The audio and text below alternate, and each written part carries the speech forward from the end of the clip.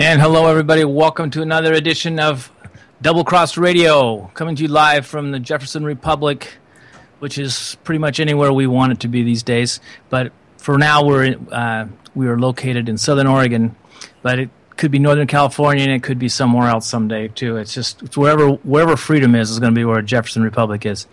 So we have on the left. I'm joined tonight with my co-host Drew Lamb. Drew, welcome back, and it's nice to be with you again. Good to hear your voice, Chuck. I think Randy is talking a little bit in the back. We're going to be joined we have a breaking news flash, and we're going to, as soon as we get things cooked up here, we're going to have a special guest on for a few minutes to tell you about some breaking news that happened actually last night. We posted some of this on our Facebook page and shared it around a little bit. Randy, we have our guest there. Is Dr. Carpenter there? Oh, you're wired. Okay. I think we're going to have a little bit of technical difficulties. Anyway, in the meantime, after that is over, this is being the last Thursday of the month, we're going to be joined by Dennis Linthicum, and he's waiting in the wings. Dennis, welcome back to the show. You bet. It's always great to come back. I wish we did it more than once a month. Well, we might have to make you a permanent co-host. That would be awesome. In the background, what you do, just And so Randy's trying to get Dr. Carpenter hooked up into our call. Right. Did you ever look? Just watch your computer. Watch your computer. I'm going to try to pull you into the call. You should see.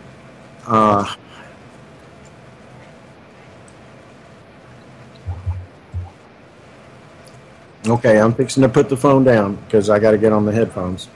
Just a second. I can hear her on the phone. So anyway, I'm going to give everybody a little bit of background while we're waiting for Dr. Carpenter to get hooked up here. Dr. Carpenter had come up with an innovative way to treat some forms of cancer using laser technology. And she's, by the way, she's not a medical doctor, so in order to do this, she had to have a medical doctor on hand while these things were performed.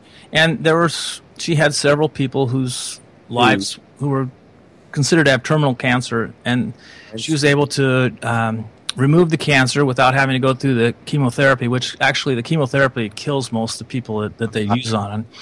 So by doing that, she was able to save several lives. No, I don't think so. And then, as maybe Randy could mute his microphone while he's getting Dr. Carpenter on. But anyway, in doing that, she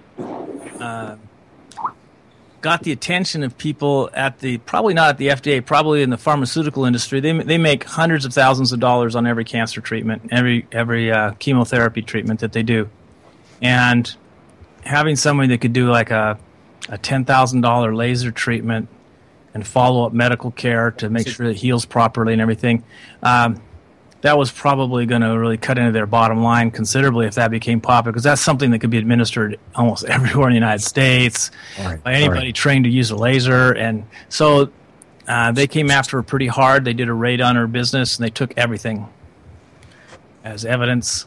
And they went through their files, and then they tried to get her former patients to sue her, and she's been kind of twisting on a string for the last 2 years, waiting for a grand jury to return an indictment. And yesterday, evidently, they came to a decision, and they came in and arrested her and charged her with 41 counts of fraud. And so she's going to have to go into a federal court. Now, you've heard us talk before about how we feel federal courts are pretty much like a kangaroo court. They have their own juries. They obviously have their own grand jury, because I don't see how this is in any way kind of medical fraud with it. The patients that she had were successfully treated, and so it's really strange to me that they are even bringing this case to begin with. I think it's just because the FDA didn't put their rubber stamp on it and make this something that now she has to charge horrendous amount of money for to get back all the time and effort spent getting clinical trials done that are approved by the FDA. And by the way, the FDA, because they're full of people from the pharmaceutical industry, they always set these trials up because they know that what could possibly work. So they set them up so that they won't work. That's what they did to Dr. Brzezinski. He ended up in prison for a short period of time, and while he was there, they tried to steal his patents that he had on his treatment, which is also, the only people he got to treat were people who were given, maybe a month to live. And he had a 30% survival rate, which was, I think, incredible for people that were kind of already written off as being, get your house in order. And a lot of them were children. One of his patients I was reading the other day she's married and she has a family. She has 3 or 4 children. And that was someone who was given weeks to live. And anyway, Dr. Carpenter was performing the same kind of service for humanity. She was there to make some money on it. She didn't want to do this as a donation, but she wasn't charging the outrageous prices that the pharmaceutical companies charge for their. I guess I don't know. I don't really know too many people have survived chemotherapy more than. Most of them die within 5 years. That's why they call you a cancer survivor if you live longer than 5 years. And the reason they die is because it destroys your immune system, so you're subject to all sorts of other diseases. And when you finally do succumb to something, they always say we died from complications from this illness or this illness. Or it really was the chemotherapy which destroyed the immune system and left that patient defenseless against all illnesses and diseases. So you can tell, I guess, it's kind of snuck in there how I feel about chemotherapy. So he just put a message up. I'm having a problem adding her to the call. Okay. That's not working. So, Randy, I don't want to use all of our time up on this. So you can't get your computer online? So this is Randy talking to Dr. Carpenter. She's having trouble getting her computer going. So, anyway, she's probably going to be even more upset now because the computers are a frustrating thing. I know exactly how she's feeling right now. So while we're waiting for that, Drew, do we have a quick farm report too? She says... you're going to have me do tech support and farm report. Support and farm report, okay. I'm going to try to patch her in. So just bear with me here. Okay. And if you had any problem turning it off yesterday. No. Here's what we're going to do. Randy, I'm going to have you mute your microphone. And we're going to go on into our regular part of the thing. We're going to talk about a few things that reveal or pertain to elections. And then when we get her online and everything, we will suspend that conversation and go directly to her, okay? Okay. Okay, so Dennis, are you there and ready to go? Okay. I am. The first thing I wanted to talk about a little bit is, Oregon is unique among all the 50 states in that it has a really unique way of voting, the vote by mail. And this isn't a perfect system. It has some pluses and some minuses. I think one of the things that's a plus is a lot more votes get cast. Now, the negative is we're not sure if those are actually coming from the people who they were sent to. So a lot of ballots get tossed out because the signatures might be just a little bit different. Now, when I signed up to register to vote, that was a long time ago. My signature has changed a little bit over time. I'm not sure. I think mine is still passing the test because they send you a notification if your ballot gets tossed out. I haven't got that kind of notification yet, but there's still some real problems with the system that hasn't quite been all ironed out. I don't really advise any state to take this. They might want to wait until Oregon gets it working a little bit better than it's working, and we've been doing this for a long time. What is your feeling on vote by mail, Dennis? I actually don't like the vote by mail because I think the negatives outweigh the positives. Look, there's no warrant for saying more votes is a better decision, because what we see is the fallacy of majority rule. And we can have a great discussion if you want to get into the idea of majority rule, but I think we're going to. So that's really what this boils into, is because you'll hear Democrats and Republicans go, get out the vote, get out the vote. And the get out the vote mantra ignores the fact that what we want is an educated vote. What we want is a judicious, thoughtful process with regard to decision making for efficiency and form of government. And to think that somehow getting this guy or that guy to throw his vote in, it doesn't matter who he votes for as long as he votes, is really naive at best, because what we want is we want people thinking clearly about the process and making a judicious decision and an appropriate decision given the financial and economic consequences of their decision. Is it a good thing or not to vote this way or that way? And so what we do is we reduce the vote to simply a popularity contest. Is Barack Obama a popular president? In some quarters, yes, and he gains great momentum. Is it good for a nation? I think overall, the people would start to wonder if they've made the right decision if they were look out at the economic policy.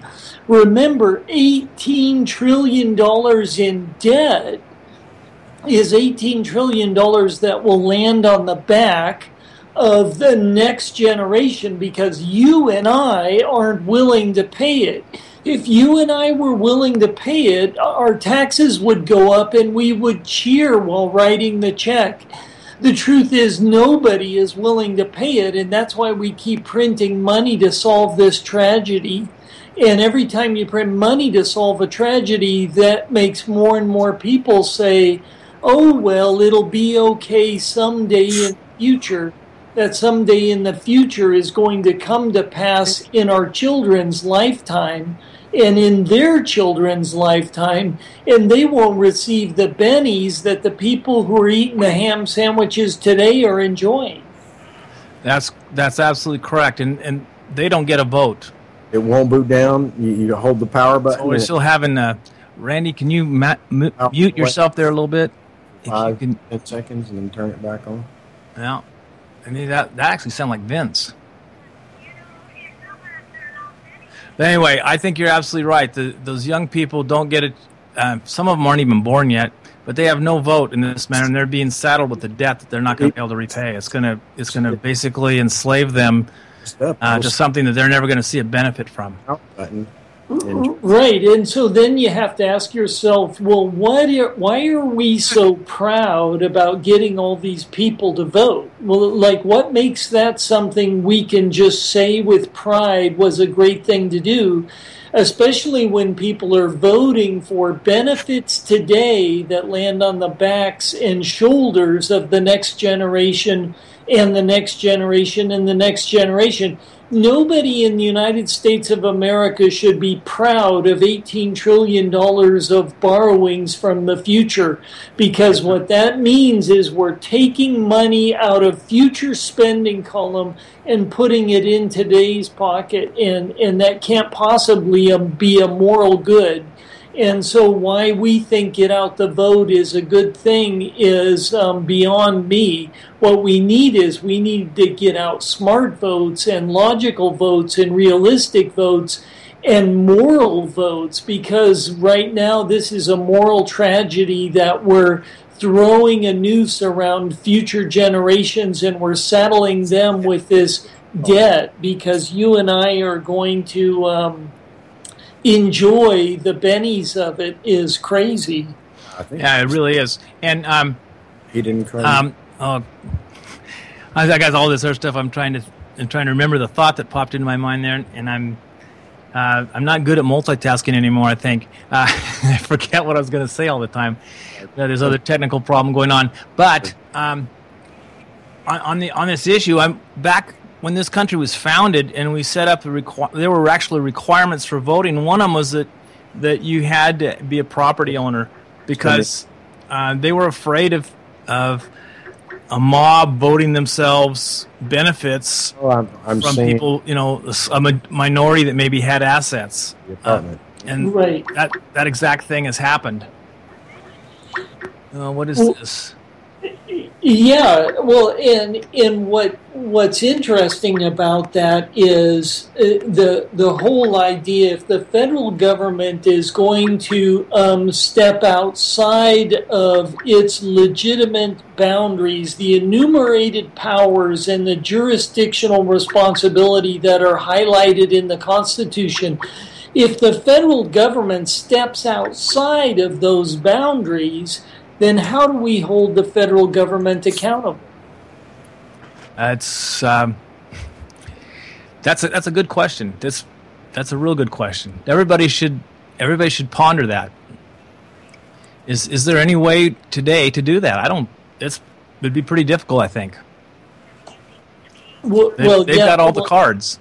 Well, and that's what look at our liberty is founded on the idea of the keen citizen who is the avenger and the spy and the liberty lover who's fully invested in his own freedom. And today what we have is we've got people who are fully invested in getting goodies out of the bag.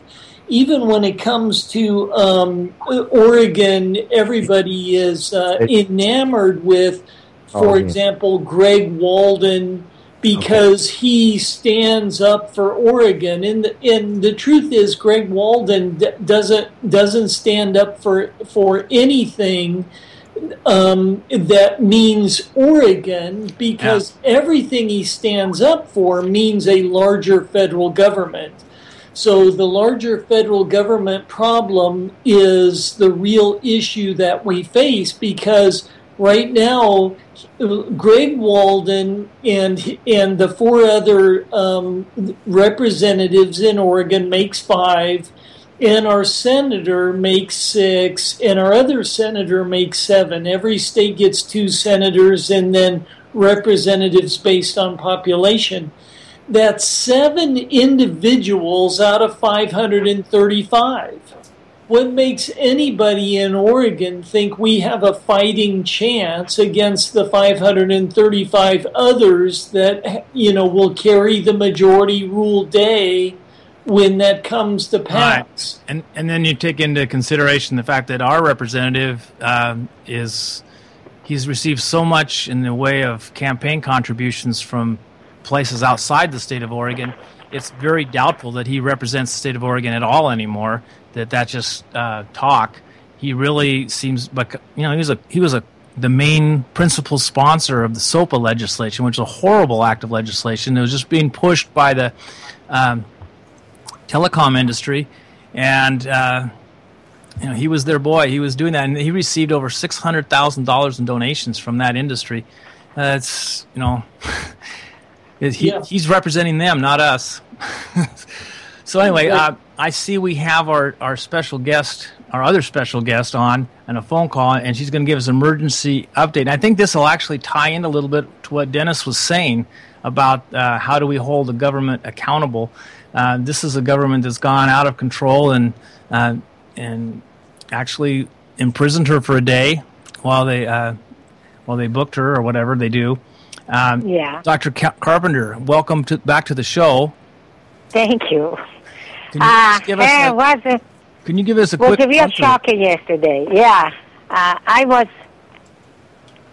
at my tiny place, and I was trying to rush to finish up the costume for my granddaughter, the little one, and somebody knocked at the door pretty hard.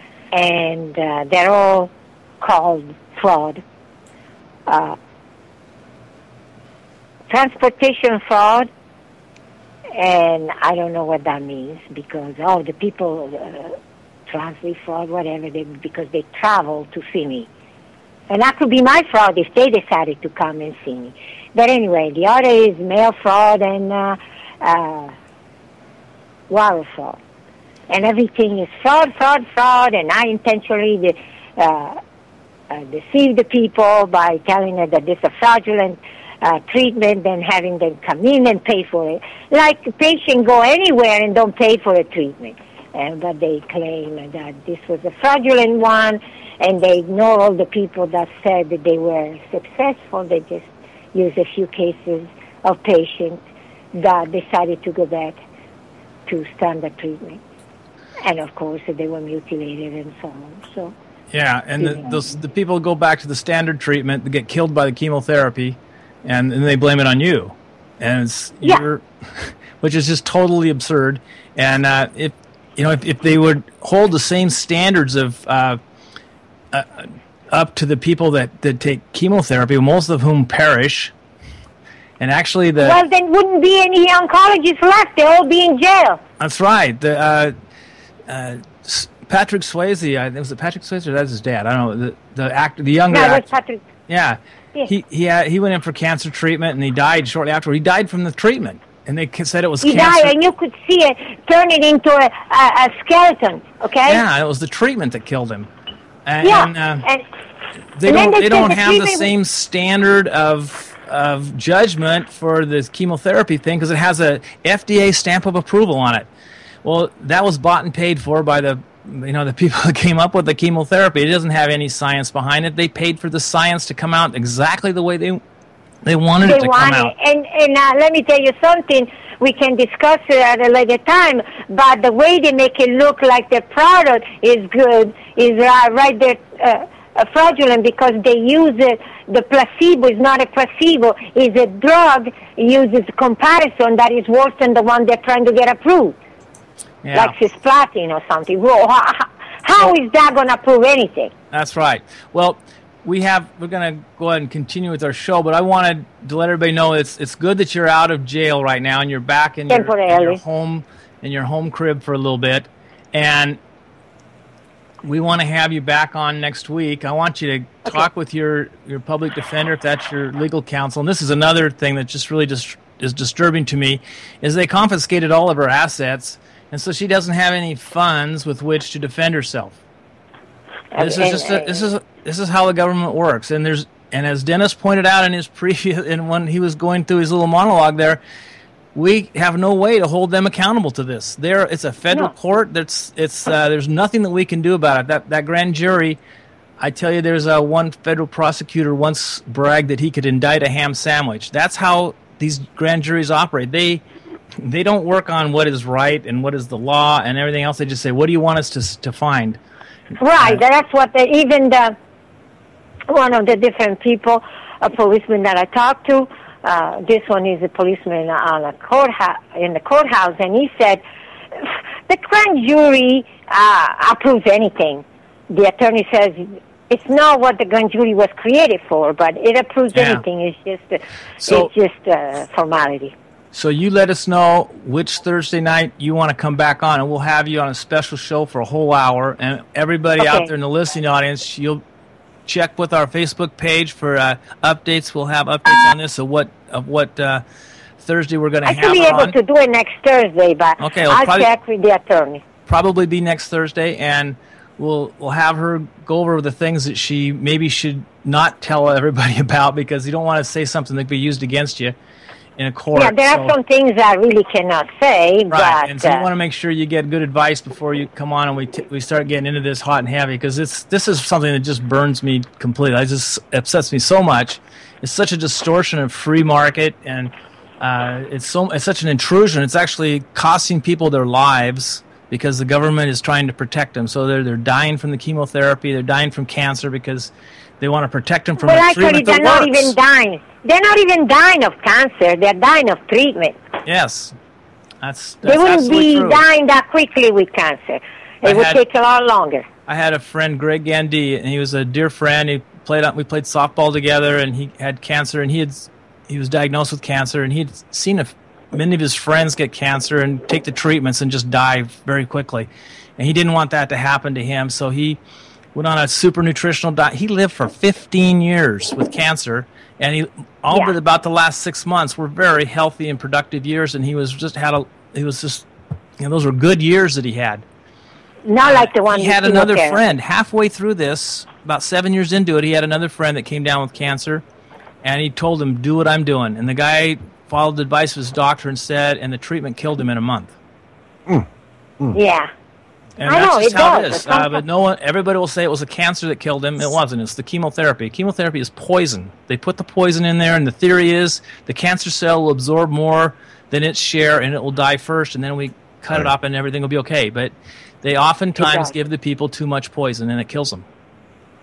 And sometimes they do surgery, and that spreads the cancer because the bleeding spreads the cancer. And then they top it off with radiation, which causes cancer. We all know that.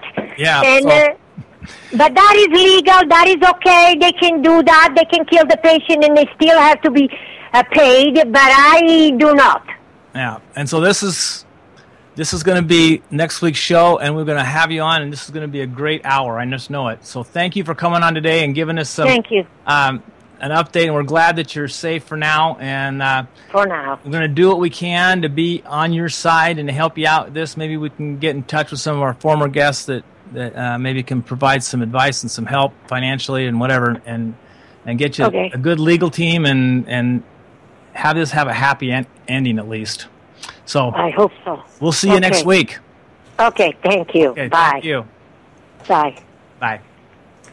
Thank you, Randy, and thank you, Dr. Harper. Thank you. Okay. Dennis, we're back to the elections now. That's just a horrible story. Yeah, it is.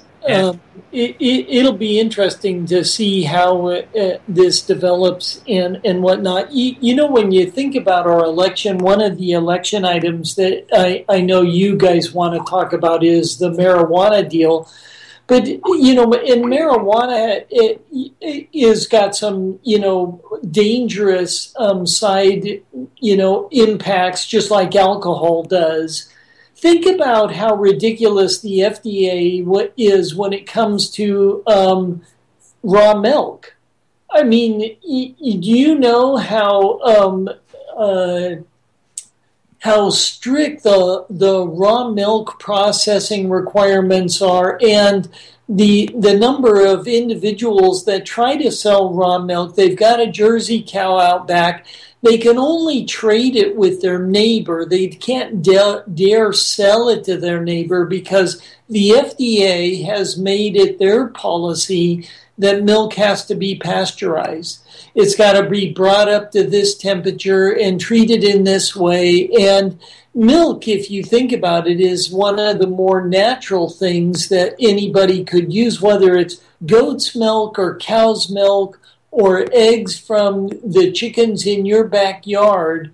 How in the world did we surrender our right to use the marketplace and free choice and the availability of these products, and we surrendered that to this regulatory authority we call the FDA? It's really, really fascinating.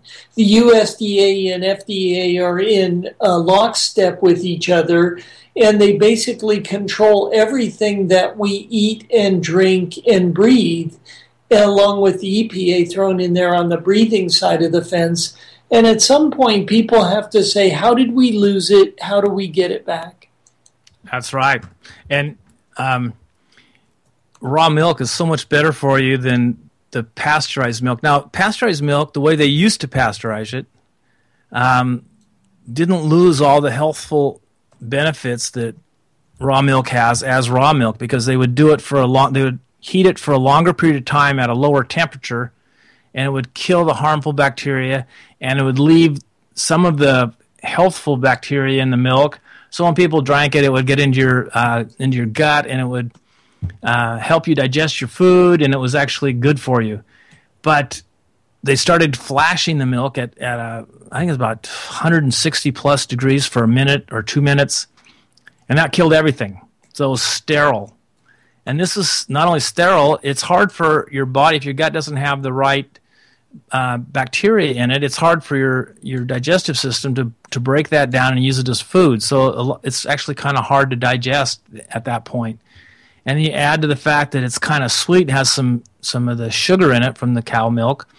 A lot of people get flatulence, and it's quite uncomfortable. It doesn't smell very good, and it's just all from that.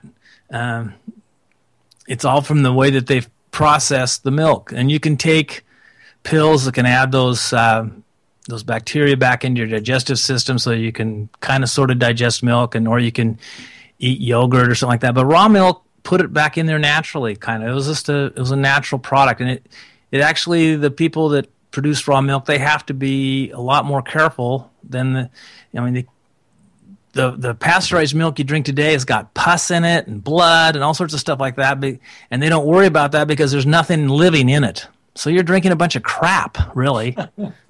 It's horrible. And the raw milk they have to be just super clean.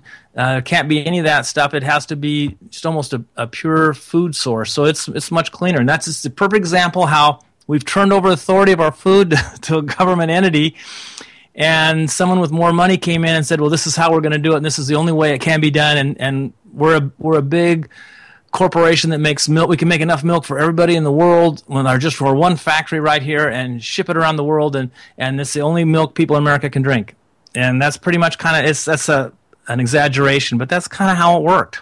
And when you give a governing authority the power over your food, the people that have the most money will be telling them what the food should look like and how nutritious it should be, and not the people who are consuming it, the people with the person or the entity with the most money. And that's why you should never give up those freedoms. That's right. What's really interesting is in Oregon we've also got a pro labeling initiative that says non-GMO food has to get labeled. Actually, all food would have to get labeled. You could recognize GMO versus non-GMO. But what's really interesting about that is we have that in the marketplace today if we would only use it. If you watch, everybody can search online for the debate of the decade. It's between Joel Salatin, a Shenandoah Valley farmer, very big in the natural food world, and Joe Mercola, who is a former USDA official. And Mercola is arguing for regulation, and Salatin argues that regulation, or actually labeling, doesn't belong in a regulatory body. It belongs in the hands of the consumers. By golly, if you want this product labeled and you want to know what's in it, demand it of the producer. And if he won't abide by your wishes, which is why he's in the market in the first place, is to provide you goods that you want to purchase, then don't buy from him anymore. And pretty soon there will be enough momentum. There will be a small guy who comes onto the scene who does labeling and meets your requirements and is providing you a good that you're willing to pay for. And all of a sudden the other guy will say, hey, I recognize I'm losing market share. I better get on board with what the market is demanding of me. And he'll meet the market need. And if he doesn't, that's fine. Let him go out of business. As soon as you get government involved, you take the power from the people and you give it to the bureaucrat. And then the bureaucrat turns right around and uses the power of government to put Company A out of business and install Company B as a monopoly. This is a tragedy happening all over America in today's modern regulatory world. And it's a monopoly that was voted in by the voters. Yeah. And they don't say, well, I never voted for that, but you voted for the people that put that program together. And that's going back to your earlier statement of we should only have an informed electorate, and we shouldn't have people just voting on bumper sticker slogans and 5 or 10 second TV commercials or something, sound bites they hear on a news channel. Right. And that's the problem with we started down that track when we were talking about the get out the vote nature of our culture. And at some point, what we really want is we want an informed culture that recognizes prudence and recognizes legitimate concerns that they want to delegate on a contractual basis, delegate those to the federal government, delegate those to the state government, delegate those to your local county government, and everything else, by golly, belongs to you and I and our respective families and our free association and our joining together. That's the real power of personal responsibility and self-governance. Yeah, now I know that my partner here, Drew, has a very strong feelings on this, and I really respect it. I actually agree with him almost totally on it. I have a few small details that I think there may be exceptions to but maybe he feels the same way. I don't know. But I'm going to find out here in just a minute. But Drew, I think you should describe this, because I probably won't do it as great a justice as you will. So, well, I don't know. I mean, it's impossible for me to disagree with Dennis on pretty much any issue. Really, I agree with everything that he's saying, and he was saying things that I had intended to say, especially about the GMO labeling. You know, I don't think that government is ever a solution to anything. That coincidentally, Dennis and I have both run for Congress in the 2nd congressional district. Yes. Exactly, the exact same position. Dennis just took it more seriously than I did. I was more the protest write-in candidate last time around, and I got a couple hundred votes at least. I think. Yeah, I actually, Drew, I was contemplating writing you in again. Well, you can if you want. I give any of you permission, but I came to the conclusion after that experience. I was thinking about, well, should I do a serious run? Should I really do this? Really try? And then I got to thinking that trying to change the government from within is like joining the mafia to stop crime. I don't think that you could be very effective. And we campaigned really hard for Ron Paul, and then so a lot of our friends were asking me, well, so are you going to write in Ron Paul? I said, no, I'm not going to vote for anybody for president. I'm going to vote on the local issues, but I'm not voting beyond that. I'm not voting for anybody. And actually, I don't want Ron Paul to be the president, because I think he'll be much more effective once he gets out of government, retires from government, and I think he has been, actually. Yes, I agree. I think, yeah, and I think that what we've seen is the real Ron Paul, the anarchist Ron Paul. You hear Ron Paul using the word statist all of the time now. He held back before. He doesn't have to worry about the politics anymore, and so I'm really pleased with that outcome. I think that since then, I mean, we've been pushing issues to the forefront. Issues that are important to us, and promoting liberty, pushing to reduce and ultimately eliminate government, and it feels like we're getting somewhere. And so when it comes down to, I guess what you wanted to talk about was the morality.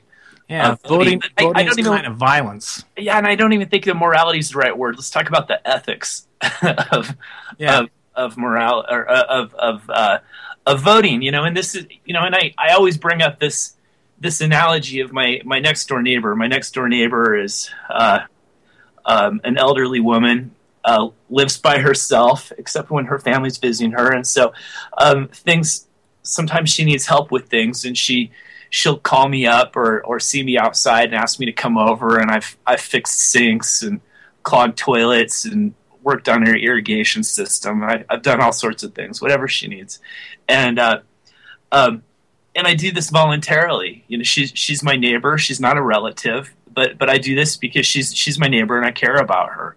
And but you know, in a pure status system and the way that things work right now, you know, if this, let's say that, you know, helping your neighbor was a government program, which it is in many ways, you know, I wouldn't be able to just go over and help my neighbor. My other neighbor would call me and say, "Hey, Mrs. Carr's got a problem with her toilet. We've picked out a plumber that we want to fix it, and we want you to pay for it."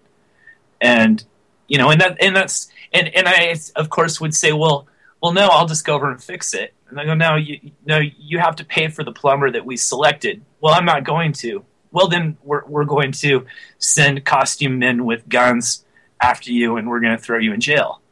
And you know, and that's just how the system works. You know, just quite simply, that's how the system works. And I'm frustrated every time there's something on the ballot that's going to affect my property taxes. It seems that it always passes. And even when it doesn't, they just put it on our water bill. Yeah, or they just tack it on the water bill. And this is just, I can't opt out of this. It's impossible to opt out of it. And that's where it's just completely unethical. And the fact that I could actually lose my greatest investment. You know, I could lose my home. You know, where I live, that's on the line with something that I might not go along with. I look at the property tax bill, and none of it is stuff that I use. None of it is stuff that I want. None of it is stuff that I support. I haven't consented to any of it. And then it gets higher and higher every year. And then you look at my business properties that I lease, you know, and then I pay more property taxes there as well. They're triple net leases, and so it affects me on a massive scale. This year especially, we're just getting completely hammered next month. You know, it's distressing. And then you have personal property tax if you're in business. Right. I mean, if computers are taxed, and they kind of try and depreciate them, but they don't appreciate them as fast as the computers depreciate in real life. So, well, I found myself paying taxes on computers I hadn't used for 2 years. They were thrown away, and I said, "Well, you guys are charging me for this. I don't even have that computer anymore. Come and take it." Well, yeah, and that whole thing, you can find it. That whole thing with the county is just silly. Where you got some little business, and you gotta fill this form out every year that makes a list of everything you have, right down to books in your library, and then they decide if you're going to pay a tax on it. I've never had enough equipment to justify them levying a tax, and it's just sorry, my dog's talking to me. It just gets ridiculous that so many small businesses even have to be troubled with such a thing. I would encourage anybody out there in this situation to stop filling it out and sending it in. Bottom line, we have to stop complying with this garbage, and ultimately we've got to start defunding these government operations. I mean, that's the only way to stop it. Why encourage it? And that's the whole thing about voting. You know, I'm starting to sound like Doug Casey here. You know, and his nothing wrong with that. His 5 reasons not to vote, you know, and one of them is, you know, why encourage these people? You're picking the lesser of 2 evils, which means that the guy that you voted for thinks that you support him, that you like him, but it's just a mandate. You hated him less than the other guy, yeah. You know, and but another thing too is that it on almost every single issue that we're called to vote on, it just seems to be, it's almost split. Everything's like really close. Everything's, you know, always like 50-50 or close to 50-50. It's so close. So look at all of the people that are disenfranchised. And if you're libertarian minded people like we are, no matter how you're registered right now, but if you're libertarian minded, you've been disenfranchised almost every single election, every single time, over and over and over again. Things do not go the way that you want them to go. It's extremely frustrating, and you can't opt out of this. You know, that's the thing. It's unethical because you can't opt out of it. You know, this is another Doug Casey analogy. You know, if you were a member of a golf club, or some other club, whatever, you have votes on things. What are we going to do here? And that's different, because if you don't like the way that the group's operating, if you don't like the way that they're voting, you just leave the group. Okay, I've had it, or I'm going to go form my own golf club, whatever. You could do that, or I'm going to golf by myself from now on. You could do things like that. But how do you opt out of this mess? And things, almost every vote, especially the county level, when these folks are voting on things, I mean, they think it's free. I mean, I've heard people talking about how they want the water park and how great it'll be, and these are people that don't own any property, and they think it's just free. Yeah. Well, I've got I had an idea when I was trying to think of. I didn't want to be just totally negative on voting, because I think that I guess part of me is still trying to discard the normalcy bias that was planted through years of propaganda about how it's your duty to vote and it's your responsibility and all this. But I think that if you're voting for something that increases freedom for people, that means that it eliminates a tax, it repeals the bureaucratic regulation or a bureaucracy that regulates us or something of that nature. And if you're voting on something like that, I think that vote, even if it was a small majority that won, even the people that didn't favor that would still have their condition improved by the removal of that, by having increased freedom. And they may not like it at first, but I think they would appreciate it in the future. Maybe not. I might be putting words in their mouth or imagining something, an outcome. But I think that there are some cases where, and as you're saying, in local issues, where it might be worthwhile to vote, or if you're voting for something that you really truly believe in. I think my best example is this, with the vote that they took in Siskiyou County to form a Jefferson Republic. I think that was something that would have increased the general freedom of everybody living in Siskiyou County by a lot. And it would have done away with a lot of regulations that were really ruining their pursuit of happiness. So that's something I would get behind and vote for. I think that'd be a good reason to vote. But I agree with you that when you're voting for you don't really care who wins, because if this one person wins, he's going to think he has a mandate, and you don't really agree with very much of what he stands for. But just because he's a little bit better than the other candidate, it may not. You may be sending the wrong message to him if you vote for him. You guys are right on the money when it comes to this. What becomes really interesting is the idea of the U.S. Constitution had this concept of enumerated powers for the federal bureaucracy.